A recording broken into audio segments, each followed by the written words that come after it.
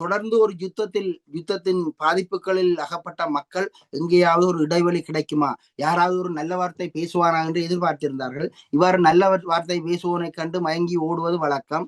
இது சந்திரிகா சமாதான புறாவாக வந்த போதும் எல்லோரும் சந்திரிகாவுடைய பேர்ல பேக்ல இருந்து கொண்டையில போடுற பூல் வரைக்கும் நாங்கள் சந்திரிகா என்ற பேர்ல வச்சோமே, ஏன் வைத்தோம்?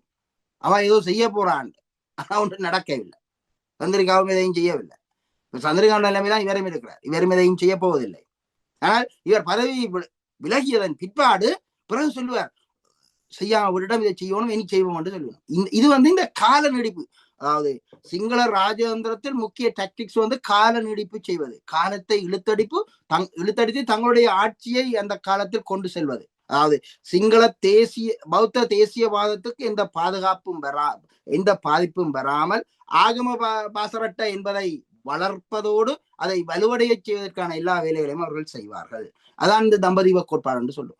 இலங்கை சிங்கள பௌத்தத்துக்கும் சிங்களவர்களுக்கும் தேர்ந்தெடுக்கப்பட்ட தீவு, ஆசீர்வதிக்கப்பட்ட பூமி என்றதான் அவருடைய கோட்பாடு. அதை நிலைநாட்டுவதற்கு அவர்கள் இதையும் பேசுவார்கள். ஆனால் தமிழ் மக்களுக்கு எந்த உரிமைகளையும் அவர்கள் வழங்கப் போவதில்லை.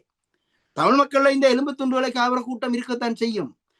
எல்லா மக்கள் கூட்டத்திலையும் நலன்களை பெறுவதற்கான ஒரு சுயநல கூட்டம் இருக்கத்தான் செய்யும். இது உயிரியல் விஞ்ஞானத்திலே இருக்கிறதா, ஜீன் தியரி என்று சொல்லுவாங்க. அந்த ஜீன் தியரி எடுத்தால் அப்படித்தான். உயிரிகள் சுயநலமானவை. இந்த சுயநலங்கள் இருக்கத்தான் செய்யும். இந்த சுயநலமாக இருக்கிற ஒரு சிலரை பார்த்து விட்டு ஒரு சிலரை அவர்கள் போக்கஸ் பண்ணி சொல்லுகின்ற போது அங்க யாழ்ப்பாணத்தில் உள்ள முழு பேரும் அங்க அனுராவுக்கு பின்னால இருக்கிறார்களா? இல்ல. இன்னும் ஒன்று நான் இதுல ஒரு புள்ளி விவரங்கள் அடிப்படையாக சொல்றேன். கடந்த காலத்தில் அதாவது டக்ளஸ் தேவானந்தாவும் அங்கேயன் ராமநாதரும் பெற்ற வாக்குகளை விட அனுரகுமார திசாநாயக்காவுடைய கட்சி யாழ்ப்பாணத்தில் கூடுதலான வாக்குகளை பெறவில்லை இந்த தரம். இதுக்கு என்ன சொல்ல போற? இந்த வீதாசார பிரதிநிதித்துவத்தின் அடிப்படையில இந்த வீதாசாரத்துக்களால் இவர்களுக்கு கூட 3 ஆசனங்கள் பெற்று விட்டார்களே தவிர இவர்கள் ஒரு 17 வாக்குகள் குறைவாக பெற்றிருந்தால் இவர்களுக்கு 2 ஆசனம் தான் கிடைச்சிருக்கும். அப்படியா இருந்தால் டக்ளஸ் வங்கையனும் இருந்த மாதிரி தான் இருந்திருப்பினார். உண்மையில இந்த வாக்கு ரெண்டு வாக்கை இவர்கள் பெற இல்லை. அப்ப அந்த ஏற்கனவே டக்ளஸும் அங்கேனும் அரசோடு நின்ற தேசிய கட்சிகள், அப்ப அவருடைய வாக்கு பெருசா இருந்தது. அப்ப நான் இதையெல்லாம் கணக்கில் கொள்ள வேண்டும்.